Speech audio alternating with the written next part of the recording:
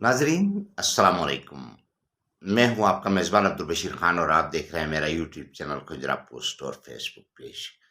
नून league Gilgit Baltistan में बगावत, सूबाई सदर हफीजुर रहमान के खिलाफ जनरल सेक्रेटरी अकबर ताबान समेत सीनियर क्यादत का एक बड़ा हिस्सा बागी।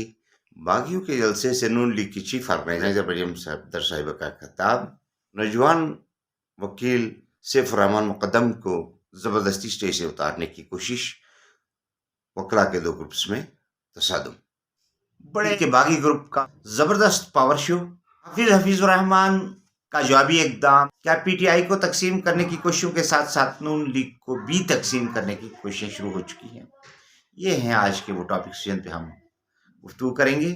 तफसीलात में जाने से पहले आपसे गुजारिश करेंगे खुजरा पोस्ट को सब्सक्राइब कीजिए, लाइक कीजिए और कमेंट्स में हमारी रहनुमाई फरमाना ना भूलिए। नाज़रीन, अगर मैं ये कहूँ तो बेजान ना होगा कि मुस्लिम लीग एक और बच्चे को जन्म देने जा रही है और अब जो बच्चा सामने आएगा वो शीन लीग होगी। पाकिस्तान में सियासी जमातों की तोड़ फोड़ की एक तवील तारीख है। खान लियाकत अली खान की शहादत के बाद जिस तरीके से मुस्लिम लीग पर शबखू मारा गया और जिस तरीके से कन्वेंशन लीग और कौंसल लीग का क़याम अमल में आया, फिर उसके बाद जिस तरह क़य्यूम लीग ने जन्म लिया, उसके बाद यूनिजो लीग का मामला, यूनिजो लीग के बाद नून लीग और अब शीन लीग। कहने वाले ये कहते हैं कि एक ताकतवर उनसर कार फरमा रहा है कि सियासी पार्टियों को कमज़ोर से कमज़ोर तर किया जाए। इसमें कहाँ तक हकीकत है ये आप बेहतर तौर पर समझ सकते हैं। फिल वक्त हमारा मौजूद गुफ्तगू मुस्लिम लीग है, जिन मराहिल से गुजर के नून लीग तक पहुंची है उसका तज़किरा आपने सुन लिया।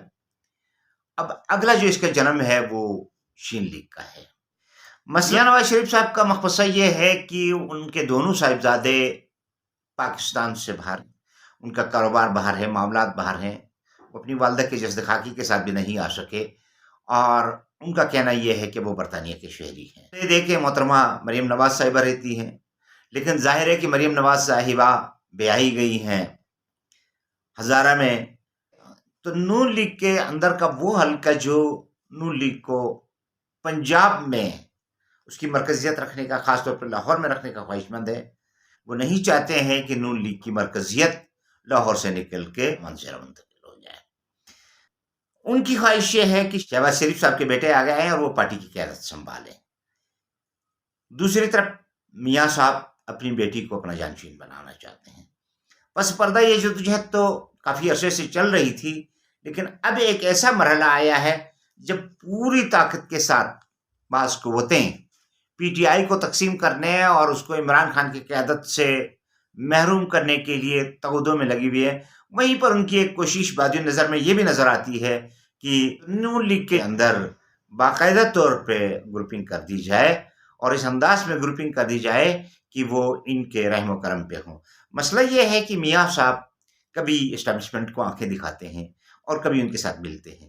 3 चीफ ऑफ स्टाफ उन्होंने नामजद किए, मुकर्रर किए, उसके साथ साथ जस्टिस 2 चीफ जस्टिस उन्होंने मुकर्रर किए, लेकिन उनमें से किसी के साथ भी उनकी नहीं बन सकी।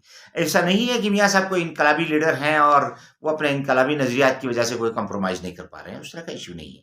मियाँ साहब का इशू ये है कि एस्टेब्लिशमेंट न सिर्फ ये उसे उन्हें उस तरह खुल खेलने का मौका दे, बल्कि उसमें उनकी माविन साबित हो। मसला ये है कि अब वो ताकतें उन पर ट्रस्ट नहीं करना चाहती हैं जो माजी में ये चीज़ें देख चुकी हैं कि मियाँ साहब जब भी ताकत में आ जाते हैं या जब भी मियाँ साहब का मामला सही हो जाता है तो फिर उसके बाद वो आंखें दिखाने लगते हैं। आंखें दिखाने का उनका मकसद ये होता है कि उनके मामलात में, उनके काम में जो कुछ वो करने जा रहे हैं उसमें दखल अंदाजी ना की जाए।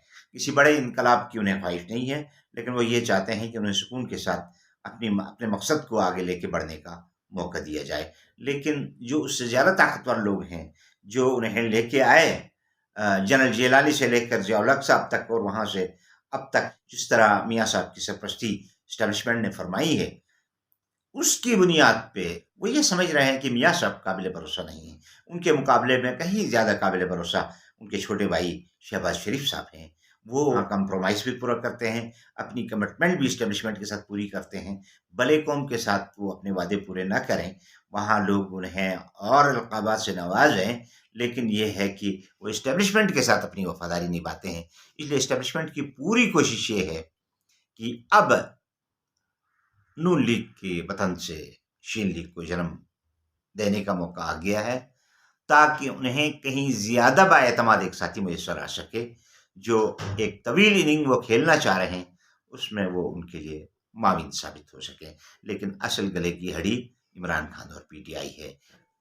پی ٹی آئی کے ساتھ جو کچھ ہو رہا ہے اس کے ساتھ ساتھ نون لیگ کو بھی بخشا نہیں جا رہا ہے، شوگر کوٹڈ انداز میں اس کو ٹریٹ کیا جا رہا ہے۔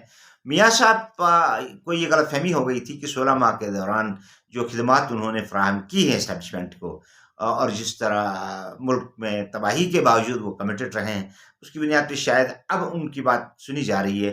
یہی وجہ ہے کہ 3 سابق افسران پاک آرمڈ فورسز کے پلس 2 ججوں کے بارے میں جو ان کے کمنٹس تھے، وہ ایک بیان انہوں نے ایسا داغ دیا جس کی بنیاد پہ وہ سمجھ رہے تھے کہ شاید ان کے اس بیانیے کو پروان چڑھنے دیا جائے گا، تاکہ یہ ثابت کیا جائے کہ عمران خان ہی اسٹیبلشمنٹ کے لیے چیلنج نہیں ہے، میاں صاحب بھی ہیں۔ لیکن ظاہر بات ہے کہ عمران خان کی طرح جیل میں رہ کے مقابلہ کرنا تو میاں صاحب کے بس کی بات نہیں تھی۔ یہی وجہ ہے کہ وہ حلف نامہ دے کے گئے اور ابھی تک نہیں آ سکے۔ اب جب آنا چاہ رہے ہیں تو بھی ضمانتیں چاہ رہے ہیں کہ آنے کے بعد ان کے ساتھ وہ معاملات نہیں ہوں گے۔ وہ اپنے لیے ایک اس طرح کا سیف انوائرمنٹ چاہتے ہیں ہمیشہ، جس میں وہ اپنی مرضی کے تحت معاملات چلا سکیں۔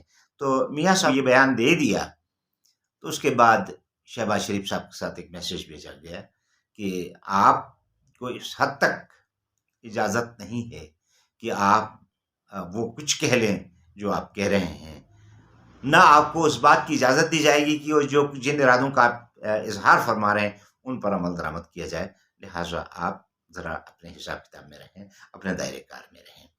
میاں صاحب نے اگرچہ اپنا بیانیہ بدل لیا، اس کے بعد اس موضوع پہ گفتگو دوبارہ کرنے کی جرات نہیں کی، لیکن وادی نظر میں ایک عجیب سا واقعہ پاکستان کے شمال میں چائنا کے بارڈر پہ جو مستقبل کی سیاست کا مرکز اور محور بننے جا رہا ہے، Pakistan, India, central Asia, Russia, China, Iran اور افغانستان کے درمیان یہ فلش پوائنٹ ہے۔ آپ کا گلگت مستقبل کا فلش پوائنٹ ہے، یہاں ایک بڑا گیم ہوتا نظر آ رہا ہے۔ ایسے موقع پہ گلگت میں نون لیگ کے موجودہ صدر حفیظ الرحمان کے خلاف ایک بڑی بغاوت ہو گئی۔ یہ بغاوت پارٹی کے سیکرٹری جنرل اکبر تابان، ہنزا کی رانی عتیقہ صاحبہ، موجودہ صوبائی وزیر بھی ہیں اور پارٹی کے دیامر سے ایک مضبوط لیڈر ہیں محمد انور صاحب، اور ان کے ساتھ کیپٹن شفیع صاحب گزر سے، ان کے ساتھ ایک بڑی تعداد میں نون لیگ کے کارکن ان کے ساتھ ہیں۔ انہوں نے بڑے ایک پاور شو کا گلگت نے پچھلے دنوں مظاہرہ کیا، آئیے اس کی ایک جھلک دیکھتے ہیں۔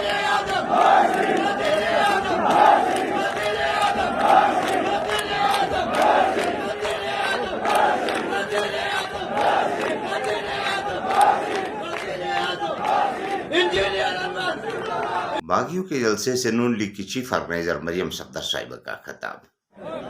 تو مجھے بھی بہت خوشی ہوئی ہے آج آپ کے ساتھ اس جلسے میں شامل ہو کر، جو فاصلہ ہے اس کی پرواہ نہ کرتے ہوئے جس جذبے سے آج آپ اس جلسے میں شریک ہوئے ہو، اسی جذبے کے ساتھ 21 اکتوبر کو آپ نواز شریف صاحب کے استقبال کے لیے سب لاہور آؤ گے اسی طرح۔ یہ تھا وہ پاور شو جس کے بعد حفیظ الرحمان صاحب نے 2 کام کیے۔ ایک تو انہوں نے ایک بیان دیا ایک مقامی چینل پہ، اس میں ان کا فرمانا یہ تھا کہ جب موجودہ chief of staff general Asim Munir صاحب گلگت میں کمانڈر FCNA تھے، تو اس دوران ایک تراویح ان دونوں نے مشترکہ طور پر پڑھائی، جس میں 10 سپارے امام کے علاوہ 10 سپارے حفیظ الرحمان صاحب نے اور 10 سپارے بقولت کے جنرل عاصم منیر صاحب نے پڑھائی۔ اس کا تذکرہ بادی نظر میں کوئی اس انٹرویو سے متعلق نہیں لگ رہا تھا، جب یہ ان کے خلاف ایک معاملہ ہوا اور اس کے بعد انہوں نے ایک وکلا کنونشن طلب کیا یہاں پر نون لیگ کا۔ اس وکلا کنونشن میں نوجوان وکیل رہنما سیف الرحمان مقدم اسٹیج پر جب تقریر کرنے آئے اور انہوں نے اس بات پہ اعتراض کیا کہ حافظ الرحمان صاحب کو، پارٹی کے سینئر لیڈروں کو بیک جنبش قلم پارٹی سے نکالنے کا یا انہیں شوکاز نوٹس ایشو کرنے کا کام نہیں کرنا چاہیے تھا. ان کا نقطہ نظر یہ تھا کہ فی الوقت پارٹی کے انتخابات ہونے ہیں، اور جب تک پارٹی کے انتخابات نہیں ہوتے تب تک کسی بھی سینئر رہنما کو پارٹی سے برطرف نہیں کیا جا سکتا ہے. ان کی گفتگو مکمل ہونے سے پہلے ہی ایک گروپ نے انہیں اسٹیج سے ہٹانے کی کوشش کی، جس کی وجہ سے وکلا کنونشن انتشار کا شکار ہوا. 2 گروپوں میں تصادم ہوتے ہوتے بچا. نہ کسی کو صدر مانتے ہیں. جب وہ آئیں گے، کوئی بھی صدر آ جائے، زید بکر عمر، ہم سر تسلیم خم کریں گے. ہم جب مجھے بولنے کا موقع ہے،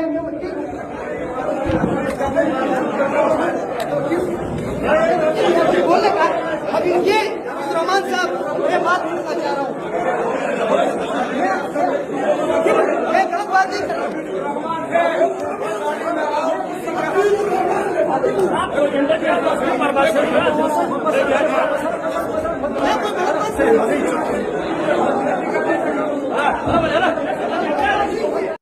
اور اس کے بعد سے فرمان مقدم صاحب نے گلگت پریس کلب میں ایک پریس کانفرنس سے خطاب کیا. آئیے آپ کو اس کی جھلکیاں دکھاتے ہیں.